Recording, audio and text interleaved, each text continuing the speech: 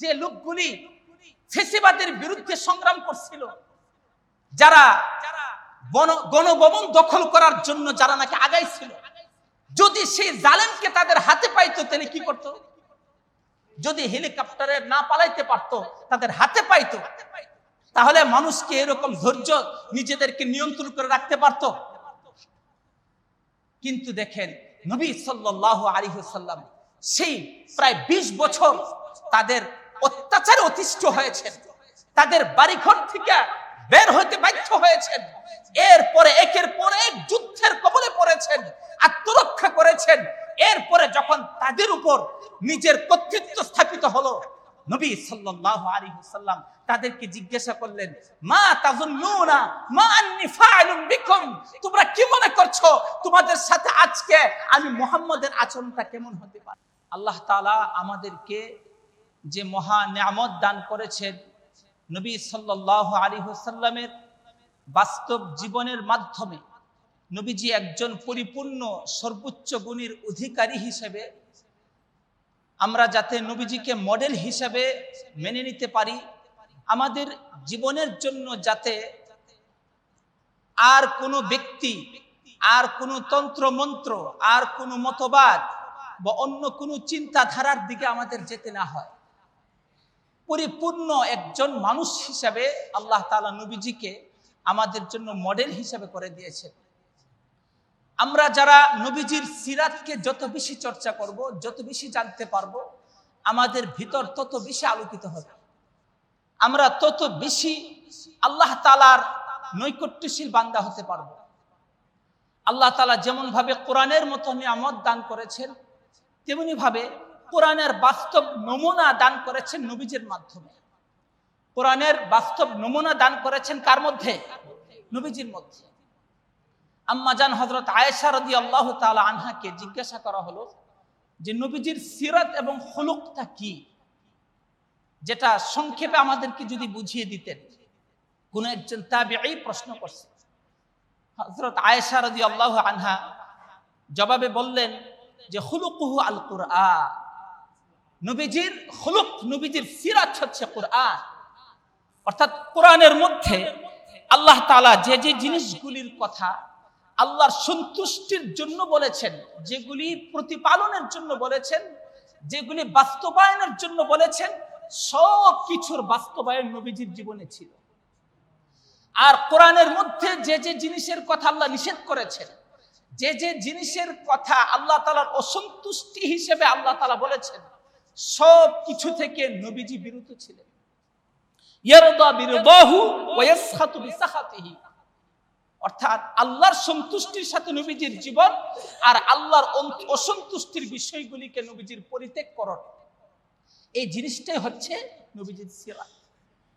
সম্মানিত হাজিরিন, আমরা যদি নবীজির সিরাতের এক একটা পাঠ আলাদা আলাদা করে আলোচনা করতে যাই, সারা বছর লাগবে। প্রতি জুমাতে আলোচনা করলে 1 বছর সময় লাগবে নবীজির এই সিরাতের পাঠ আলোচনা করতে। সংক্ষেপে নবী সাল্লাল্লাহু আলাইহি ওয়াসাল্লামকে আল্লাহ তাআলা যে চারিত্রিক উচ্চ মর্যাদায় অধিষ্ঠিত করেছিলেন, আল্লাহ তাআলা যে নবীজির মধ্যে সব রকমের গুণাবলীর সর্বোচ্চ পর্যায়ে অধিষ্ঠিত করেছিলেন। আল্লাহ তাআলা বলেন, ইন্নাকা লাআলা খুলুকিন আযীম, হে নবী আপনি হচ্ছেন সর্বোচ্চ চরিত্রের অধিকারী। আল্লাহু আকবার, আপনি হচ্ছেন সর্বোচ্চ চরিত্রের অধিকারী। আপনার মধ্যে মানবীয় গুণাবলী প্রত্যেকটা দিক থেকে যেটা সর্বোচ্চ পর্যায়ে হতে পারে। নবীজিকে যে বলা হলো যে উসওয়াতুন হাসানা, তোমাদের জন্য উত্তম আদর্শ এবং মডেল নবীজির মধ্যে রয়েছে। অর্থাৎ একটা মানুষ তার জীবনের যে দিকে সে যাবে, একজন মানুষ তার ব্যক্তিগত স্বভাব চরিত্রের দিক থেকে সে যে দিকে যাবে, সে দিকেই নবীজি সর্বোচ্চ মডেলের। এবং সমাজের মধ্যে, দেশের মধ্যে, রাষ্ট্রের মধ্যে যে যে শ্রেণী পেশাতে থাকবে, তার জন্যই নবী সাল্লাল্লাহু আলাইহি ওয়াসাল্লাম একজন পূর্ণাঙ্গ মডেল। একজন মানুষ ব্যবসায়ী, তার জন্য নবী সাল্লাল্লাহু আলাইহি ওয়াসাল্লামের ব্যবসায়ী জীবনটা হচ্ছে সর্বোচ্চ আদর্শ। কারণ নবীজি একজন ব্যবসায়ী ছিলেন। আমরা আলোচনা করেছিলাম আম্মাজান হযরত খাদিজা রাদিয়াল্লাহু আনহার ব্যবসার দায়িত্ব কে গ্রহণ করেছিলেন? নবী সাল্লাল্লাহু আলাইহি ওয়াসাল্লাম। এবং ব্যবসার মধ্যে যে তিনি সততার চিন্তা করেছেন, তিনি যে পরোপকারের চিন্তা করেছেন, তিনি ব্যবসাটাকে শুধুমাত্র নিজের লাভ হওয়ার চিন্তা করতেন না, একজন বিক্রেতার উপকারের চিন্তাটাও করতেন। এটা ছিল মূল চিন্তা। একজন রাখাল যদি চিন্তা করে যে আমি রাখালি করব, আমি ছাগল রাখালি করব, অথবা অন্যের কোনো দায়িত্ব পালন করব শ্রমিক হিসাবে, তাহলেও নবীজির জীবনে আদর্শ আছে না নাই? নবীজি তার জন্য একজন রাখালের জন্য আদর্শ। একজন পিতা যদি চিন্তা করে যে আমি আমার সন্তানদেরকে কিভাবে লালন পালন করব, আমার সন্তানের জন্য আমার দরদ মায়া কতটুকু থাকবে, সেটা কি আনলিমিটেড থাকবে যে তাকে আমি একদম গুনাহের কাজ করারও আমি তাকে সুযোগ দেব, নাকি তার জন্য প্রকৃত অর্থে আমার দরদটা থাকবে, আমি তার জন্য কতটুকু মায়া রাখবো, সেটা বুঝার জন্য জানার জন্য নবীজির জীবন হচ্ছে আমাদের জন্য আদর্শ। একজন পিতা হিসেবে একজন স্বামী যদি চিন্তা করে যে আমার স্ত্রীর সাথে আমার আচরণটা কেমন হবে, আমার স্ত্রীর সাথে আমার ব্যবহার কেমন হবে, স্বামী স্ত্রী সুলভ আচরণগুলি, সাংসারিক কাজকর্মগুলি কেমন হবে, তার জন্য আদর্শ আমাদের নবীজি ছাড়া অন্য কারোর খোঁজার দরকার আছে? একজন সমর নায়ক যদি চিন্তা করে যে আমার অধীনে যে সেনাবাহিনী রয়েছে, যে সেনা সদস্যরা রয়েছে, তার জন্য তার সাথে আমার আচরণগুলি কেমন হবে, এই জিনিসগুলি আমরা কার জীবন থেকে শিক্ষা নিতে পারবো? নবীজির জীবন থেকে। কারণ নবীজি একজন সেনা কমান্ডার ছিলেন, একজন সেনাপতি ছিলেন। একজন রাষ্ট্রনায়ক যদি চিন্তা করে যে আমি আমার রাষ্ট্রটা পরিচালনা করতে চাই নবীজিকে আদর্শ রেখে, নবীজির মডেল অনুসারে আমি আমার রাষ্ট্র পরিচালনা করতে চাই, সেক্ষেত্রে নবী সাল্লাল্লাহু আলাইহি ওয়াসাল্লাম তার জন্য আদর্শ। কারণ নবীজি সেটারও দৃষ্টান্ত রেখেছেন। একজন শিক্ষক যদি চিন্তা করে যে আমি শিক্ষকতার মহান পেশাটা আমি এমন ভাবে করতে চাই যেন নবীজি যেমন ভাবে তার সাহাবী ছাত্রদের সাথে করেছেন, তাহলে তার জন্য নবীজি আদর্শ। তেমনি ভাবে একজন একজন ডাক্তার যদি চিন্তা করে, একজন ডাক্তার যদি চিন্তা করে যে আমি একজনকে চিকিৎসা সেবা দেব, আমি সেটার জন্য আমি নবীজির জীবনে আদর্শটা খুঁজে নিতে চাই, তাহলে নবীর জীবনে আদর্শ পাবে কি পাবে না? নবীজি চিকিৎসাও করেছেন। একজন প্রতিবেশী যদি চিন্তা করে যে আমার জীবনের জন্য আমি নবীজিকে আমার প্রতিবেশীর দায়িত্বটা পালন করার জন্য আমি নবীজির জীবন থেকে আদর্শটা গ্রহণ করতে চাই, তাহলে ওই প্রতিবেশীও নবীজির জীবন থেকে সে আদর্শটা পাবে। একজন প্রজা যদি চিন্তা করে যে আমি আমার রাজা, আমার আমি আমার শাসকদের থেকে সে আদর্শটা পেতে চাই, যে আদর্শটা নবীজি তার প্রজাদের জন্য ব্যবস্থা করেছেন, সেও তার জন্য আদর্শটা পাবে। মোট কথা, জীবনের যে আঙ্গিকেই যে যাক, একজন শ্রমিক হোক, একজন ডাক্তার হোক, একজন শিক্ষক হোক, একজন সেনা কমান্ডার হোক, একজন পিতা হোক, একজন স্বামী হোক, সবাই সবার ক্ষেত্রে নবীজির জীবনের মধ্যে আদর্শটা পাবে। লাকাদ কানা লাকুম ফি রাসূলিল্লাহি উসওয়াতুন হাসানাহ। সম্মানিত হাজিরিন, এই আদর্শটা কতটুকু? এটা কি আংশিক নাকি পরিপূর্ণ? পরিপূর্ণ। দেখা গেছে পূর্ববর্তী যুগের যত নবী রাসূলগণ এসেছিলেন, আল্লাহ তাআলা সকল নবী রাসূলদেরকে এক একটা দিক থেকে বড় কোনো গুণাবলী দান করেছিলেন। সকল নবী রাসূলদের মধ্যে কিন্তু সব রকমের ভালো গুণাগুণগুলি বিদ্যমান ছিল, কিন্তু এক একজনের মধ্যে এক একটা ভালো গুণ সর্বোচ্চ মাত্রায় ছিল। এক একজনের মধ্যে সর্বোচ্চ ভালো গুণগুলি কয়েকটা ভালো গুণ সর্বোচ্চ মাত্রায় ছিল। আর নবীজির মধ্যে সবগুলি ভালো গুণ, একটা মানুষের মধ্যে হাজারের অধিক গুণ থাকতে পারে, একটা মানুষের মধ্যে হাজারের অধিক, সহস্রাধিক ভালো গুণ থাকতে পারে। আর নবী সাল্লাল্লাহু আলাইহি ওয়াসাল্লামকে আল্লাহ তাআলা পুরা মানব জাতির জন্য নির্বাচিত করেছিলেন যে মানবীয় যত গুণ আছে সব গুণের সর্বোচ্চ গুণ নবীজির মধ্যে রয়েছে। সুবহানাল্লাহ। বালাগাল উলা বিকামালিহি কাশাফাদ দুজা বিজামালিহি হাসুনাত জামিউ খিসালিহি সাল্লু আলাইহি ওয়া আলিহি। সারা জীবনের গবেষণা থেকে, সারা জীবনের আবেগ থেকে, ইমোশনাল অবস্থা থেকে হযরত সাদি রহমতুল্লাহ আলাই, শেখ সাদি রহমতুল্লাহ আলাই ওনার মুখ থেকে কথাটা উচ্চারণ করেছেন, বালাগাল উলা বিকামালিহি। তিনি ওনার কামালিয়তের মাধ্যমে, ওনার সর্বদিক থেকে সর্বোচ্চ গুণে অধিষ্ঠিত হওয়ার মাধ্যমে তিনি সর্বোচ্চ স্তরে পৌঁছে গেছেন। কাশাফাত দুজা বিজামালিহি, যার সৌন্দর্যের, যার চারিত্রিক, যার সিরাত, যার গুণাবলীর মাধ্যমে, যার মানবীয় সমস্ত গুণাবলীর মাধ্যমে সারা দুনিয়া থেকে আধার অন্ধকারগুলি, সারা দুনিয়া থেকে আধার অন্ধকারগুলি দূরীভূত হয়ে গেছে। একটু বুঝার চেষ্টা করেন, হযরতে আদম আলাইহিস সালাতু ওয়াস সালামকে আল্লাহ তাআলা বিশেষভাবে, ওনার জীবনেও অনেক গুণাবলী ছিল, নবীর জন্য যত ধরনের গুণাবলী থাকতে পারে ছিল, বাকি ওনার জীবনে তওবার গুণটা, আল্লাহর জন্য ক্রন্দনের গুণটা ছিল খুব বেশি মাত্রায়। হ্যাঁ, বলা হয়ে থাকে তিনি ৩৫০০ বছর কান্না করছেন, যে আল্লাহ তাআলার কাছে ওনার একটা ভুল করে ফেলেছিলেন, যে ভুলের কারণে আল্লাহ তাআলা জান্নাত থেকে বের করে দুনিয়ার মধ্যে নিক্ষেপ করলেন। আল্লাহ তাআলার তো সেটা অভিপ্রায়ই ছিল যে আদমকে দুনিয়ার মধ্যে বসবাস করাবেন, তার বংশধরদেরকে দুনিয়ার মধ্যে আগমন করাবেন। দেখা গেছে একটা ভুলের কারণে উনি আল্লাহর কাছে এত বেশি লজ্জিত হয়েছেন, এত বেশি কান্না করছেন, এর জন্য উনার মধ্যে ক্রন্দনের গুণটা, তওবার গুণটা অনেক অতিমাত্রায়। হযরতে নূহ আলাইহিস সালাতু ওয়াস সালামের মধ্যে বিশেষ গুণাবলী ছিল দাওয়াতি একটা আবেগ, দাওয়াতি হ্যাঁ একটা কি বলে চেতনা ওনার মধ্যে অত্যন্ত বেশি ছিল, উম্মতের জন্য খুব দরদ মায়া খুব বেশি ছিল। এই দিক থেকে তিনি অন্য গুণের তুলনায় অনেক ঊর্ধ্বে ছিলেন।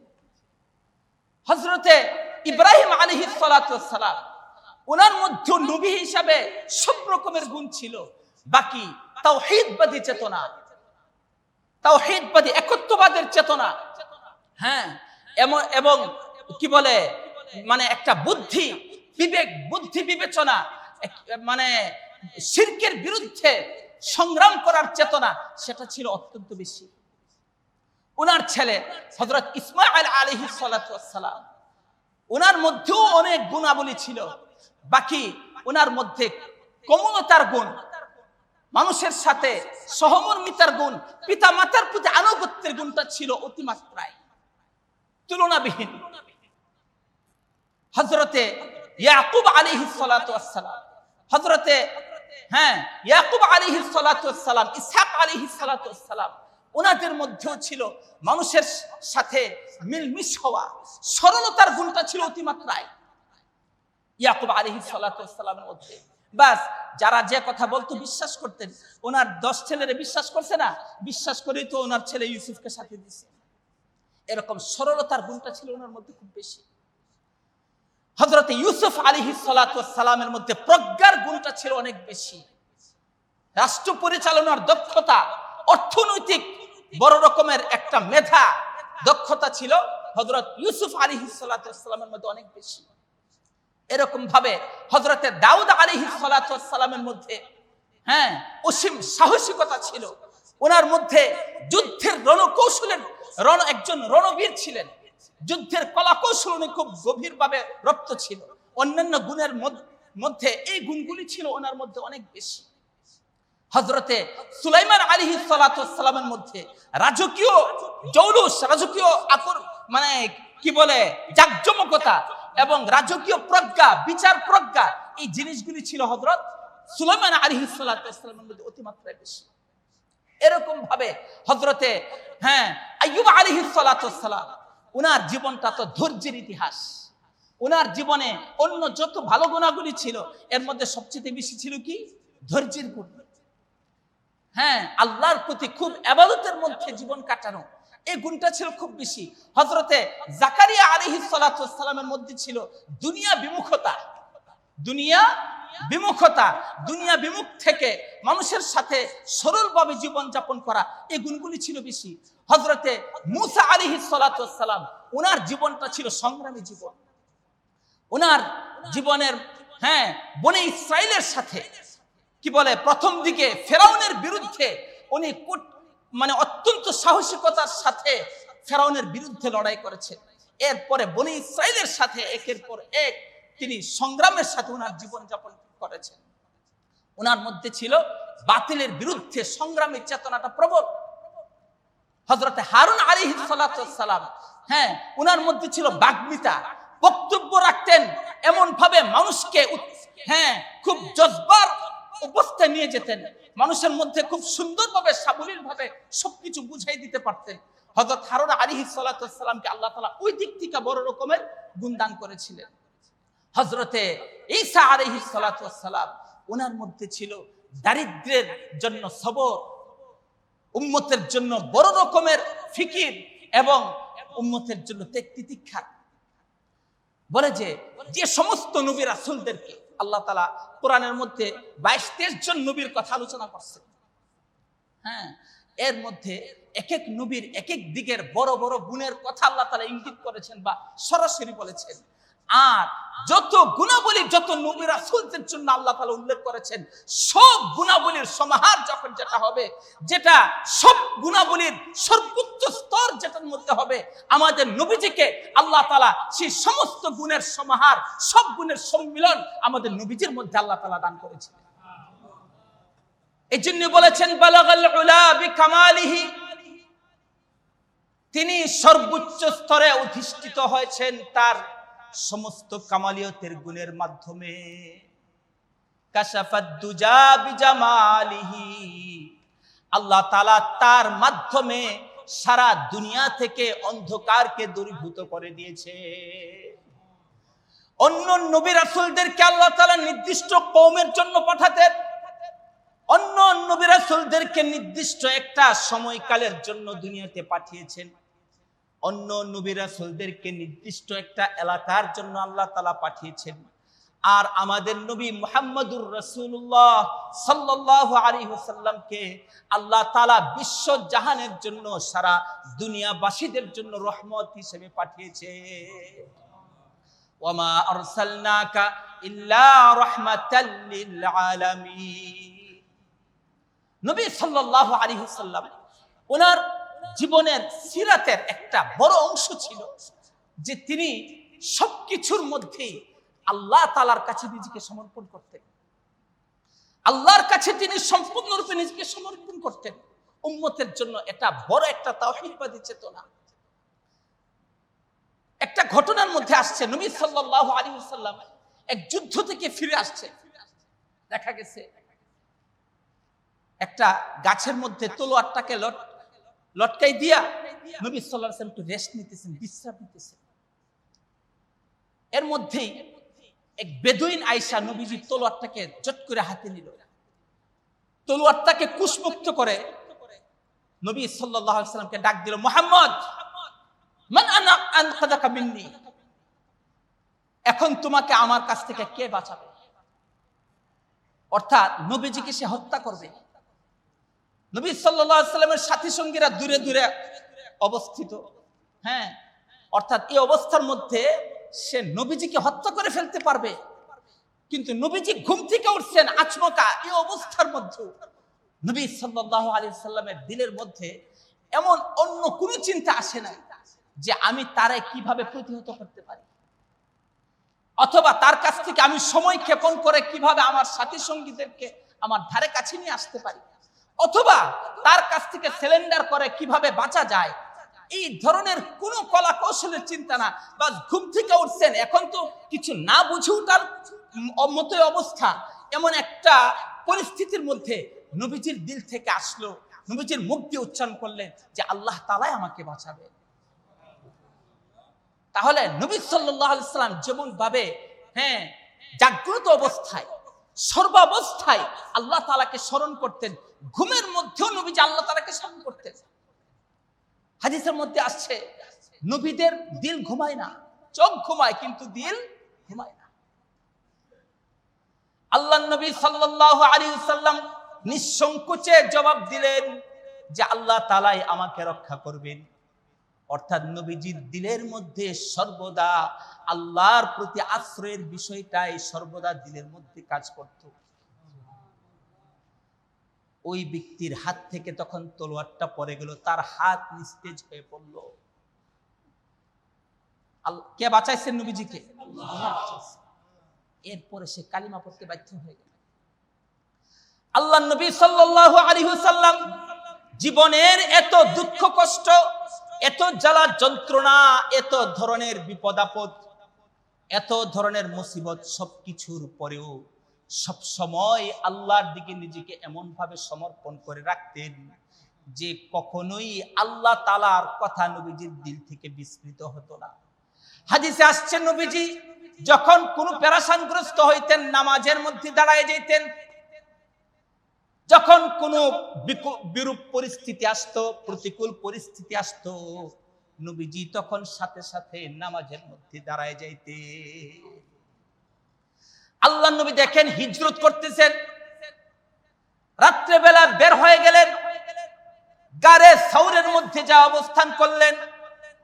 নবীজির বাড়ি থেকে কয়েক কিলোমিটার দূরে লোকেরা নবীজিকে খোঁজাখুঁজি শুরু করলো।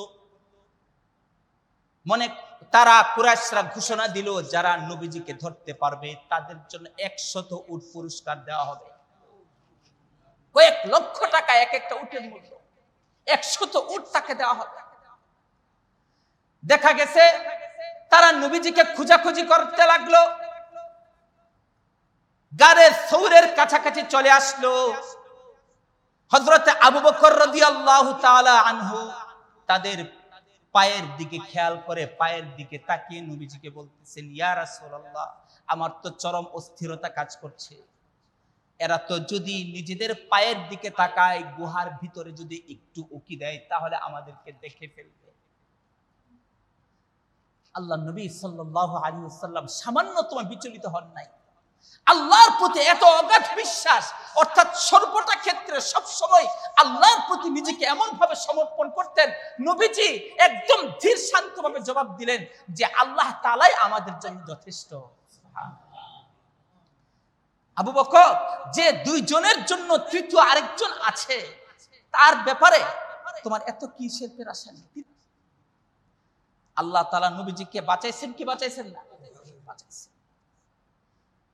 এমন কি চলতে চলতে সুরাকা ইবনে মালিক ইবনে জুশম ধরে ফেললো নবীজিকে, একদম কাছাকাছি চলে আসলো। কাছাকাছি চলে আসছে, সুরাকাকে দেখেও নবীজি কোনো ভয় কাতর হন নাই। দিলের মধ্যে এই কথার অগাধ বিশ্বাস রয়েছে যে আমি তো আমার নিজেকে আমার রবের কাছে সমর্পণ করে রেখেছি। সুরাকার ঘোড়ার পা দেবে গেল, শক্ত পাথরের জমিনের মধ্যে সুরাকার ঘোড়ার পা দেবে গেল, নবীজির কাছে যাইতে পারে নাই। সে তখন নবীজির কাছে আর অনুরোধ করতেছে, হ্যাঁ আমাকে বাঁচাবার ব্যবস্থা করেন, আমি আপনার কোনো ক্ষতি করবো না, বরং অন্য যারা আসবে এদেরকেও আমি ফিরিয়ে নিয়ে যাওয়ার দায়িত্বটা নিতেছি। তাহলে নবীজির জীবনের থেকে আমাদের জন্য এটা অনেক বড় একটা শিক্ষা যে আল্লাহ নবী সাল্লাল্লাহু আলাইহি ওয়াসাল্লাম সর্বদা নিজেকে কার কাছে সমর্পণ করতেন? আল্লাহর কাছে সমর্পণ করতেন। আল্লাহ নবী সাল্লাল্লাহু আলাইহি ওয়াসাল্লাম নিজের জীবনে এমন ভাবে ধৈর্যের বিষয়গুলিকে দূরদর্শিতার সাথে মোকাবেলা করতেন, কখনোই বিচলিত হতেন না। যে কোনো প্রতিকূল পরিস্থিতির ব্যাপারে খুব ধৈর্য ধরতেন, দূরদর্শী চিন্তা করতেন, মানুষের প্রতি ক্ষমা পরায়ণ ছিলেন। মানুষের প্রতি এমন একটা দরদ, এমন একটা ক্ষমা পরায়ণ নবীজির দিলের মধ্যে ছিল।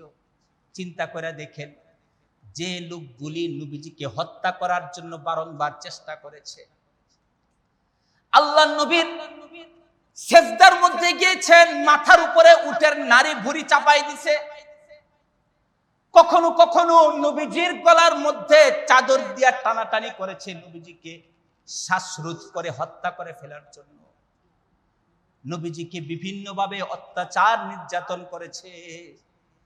এমনকি নবীজি যে রাতে হিজরত করবেন সেই রাতে তারা প্রত্যেকটা শাখা গোত্র থেকে একজন করে যুবক ঠিক করলো, যে মুহাম্মদকে হত্যা করতে হবে। শয়তান তাদেরকে পরামর্শ দিল যে তোমরা একবারে সমস্যা সম্পূর্ণরূপে পরিষ্কার করে ফেলো, তোমরা তাকে কোথাও চলে যাওয়ার সুযোগ দিও না, দেশান্তরিত করারও চিন্তা করো না, বন্দী করারও চিন্তা করো না, বরং তাকে এখন আবু তালেব নাই, খাদিজা নাই, এখন তোমাদের জন্য ভাঙ্গা বেড়া আছে, তাকে মেরে ফেলো।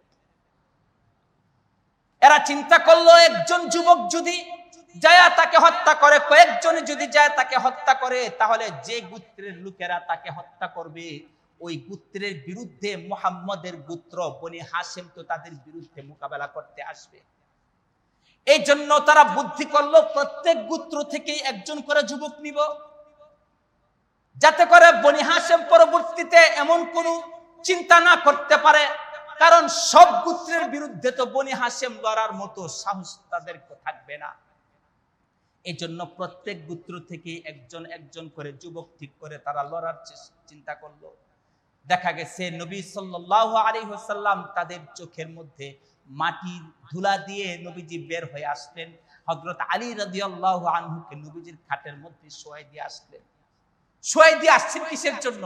নবীজির কাছে যে আমানতগুলি ছিল সেই আমানতগুলি যাতে ঠিকভাবে ফিরিয়ে দিতে পারে।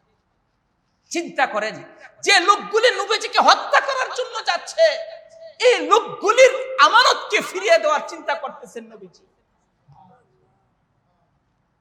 এমন মহান আদর্শের, মহান চরিত্রের, মহান আমানতদারিতার কথা পৃথিবীর দ্বিতীয় আর কোন মানুষের ব্যাপারে চিন্তা করা যায়? যে লোকগুলি তাকে হত্যা করার জন্য যাচ্ছে আর তিনি চিন্তা করতেছেন আমার তো তাদের আমানতগুলি তো আমার কাছে আছে, আমি তাদের আমানতগুলি তো ফিরিয়ে দেওয়া দরকার। আল্লাহর নবী নিজের জান বাঁচায় চলে আসলেন। যখন মদিনাতে গেলেন তখনও তারা নবীজির পিছু ছাড়ে নাই, নবীজিকে শান্তিতে থাকতে দেয় নাই। নবীজির বিরুদ্ধে তারা বদর যুদ্ধ ঘটাইল। তারা চিন্তা করলো নবীজিকেই শুধু শেষ করে ফেলবে, শুধু তাই নয়, নবীজিকে যারা সাহায্য করেছে তাদেরকেও শেষ করে ফেলবে, নবীজিকে যারা জায়গা দিয়েছে তাদেরকেও শেষ করে ফেলবে, আনসার মুহাজির কাউকে রাখবে না। এমন জজবা নিয়া, এমন প্রতিহিংসা নিয়ে তারা মদিনার মধ্যে আক্রমণ করলো। বদরে আক্রমণ করলো, উহুদে আক্রমণ করলো, খন্দকে আক্রমণ করলো। খন্দকের যুদ্ধের মধ্যে তো শুধু কুরাইশরা না, আশপাশের আরো যত গোত্রগুলি রয়েছে সকলে মিলে মদিনার উপর হামলা করলো।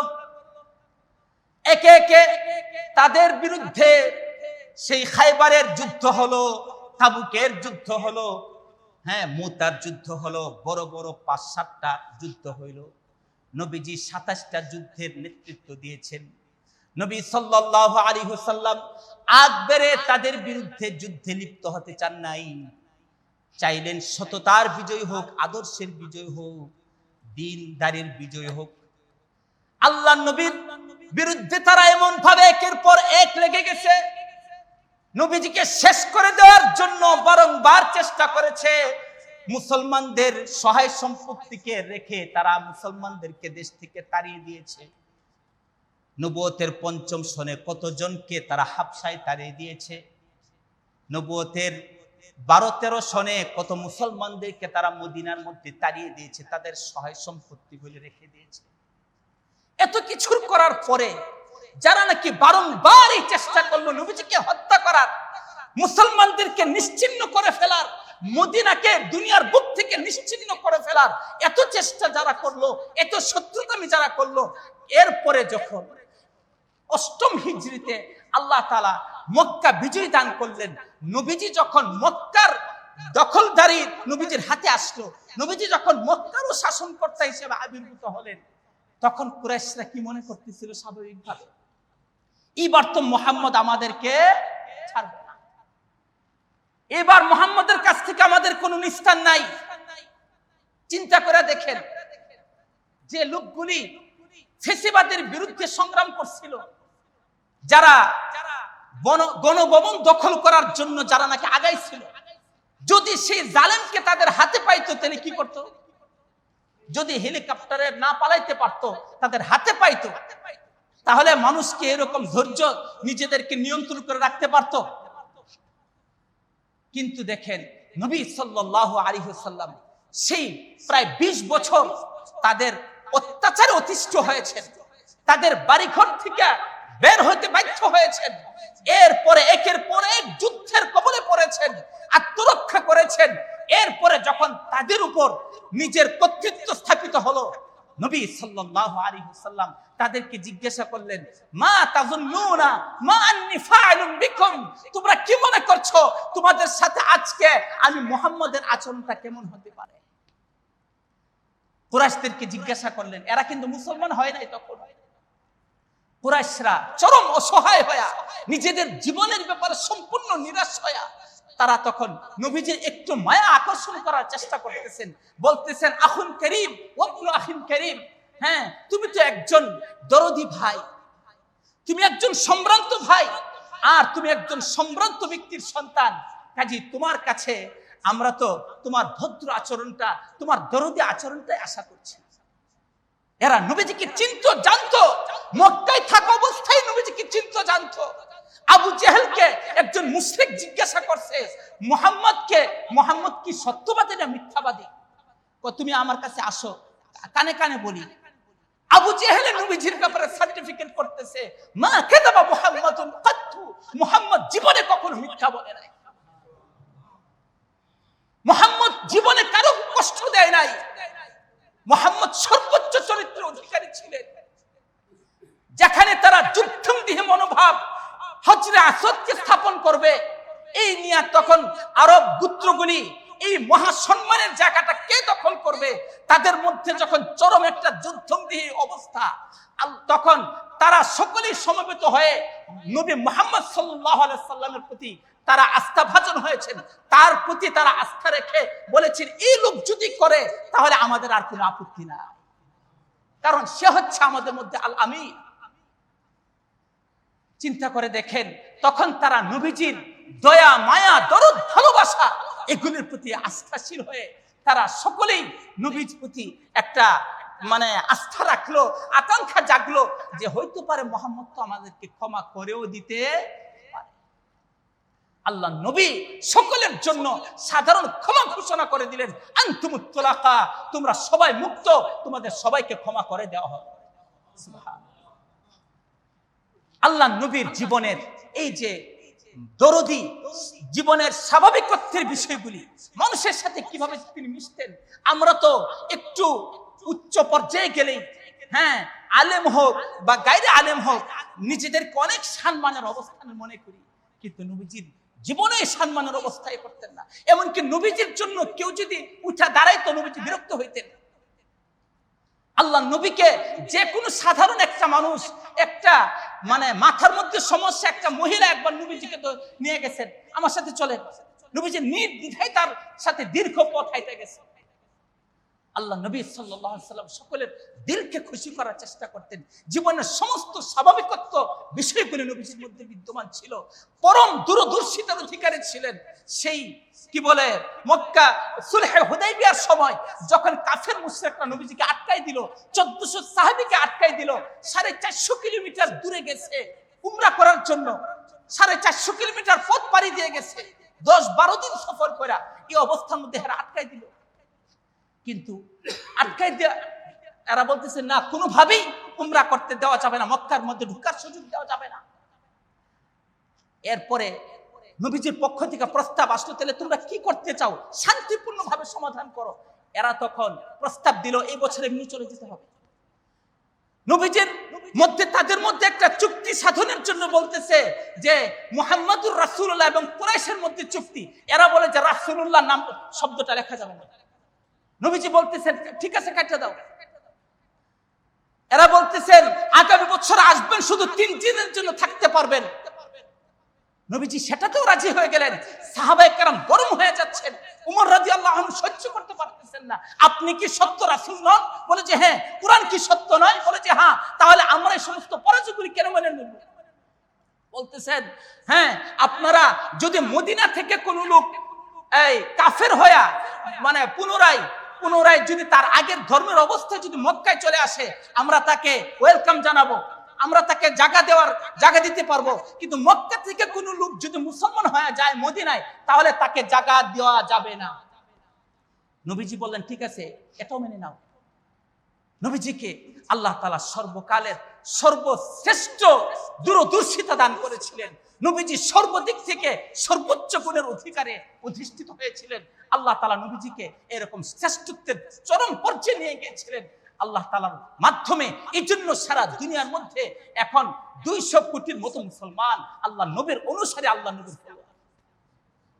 সম্মানিত হাজিরিন, এজন্য আমরা নবীজির জীবনের এই সিরতগুলিকে খুঁজে খুঁজে বের করি। আমরা নিজেদের জীবনটাকে নবীজির সিরতের আঙ্গিকে সাজাই। নবীজি শুধুমাত্র ব্যক্তি জীবনকে সাজিয়েছে তার নাই, নবীজি একটা রাষ্ট্র সাজিয়েছেন, একটা অর্থ ব্যবস্থা সাজিয়েছেন, নবীজি একটা মানবিক সমাজ ব্যবস্থা সাজিয়েছেন, নবীজি একটা পরিপূর্ণ বিশ্ব ব্যবস্থা সাজিয়েছেন। আমাদের মুসলমান হিসেবে প্রত্যেকের দিলের মধ্যে এই তামান্না, এই কামনা আসা দরকার যে আমার নবী যেমন ভাবে বিশ্ব ব্যবস্থা সাজিয়েছেন, রাষ্ট্র ব্যবস্থা সাজিয়েছেন, সবকিছু আমাদের নবীর থেকে আমরা গ্রহণ করে সবকিছু সাজাবো। আল্লাহ তাআলা আমাদের দিলটাকে সেই সিরাতের আঙ্গিকে সৌন্দর্যমণ্ডিত করে দিন। আল্লাহ তাআলা আমাদের জীবনকে সেভাবে সাজাইবার তৌফিক দান করেন।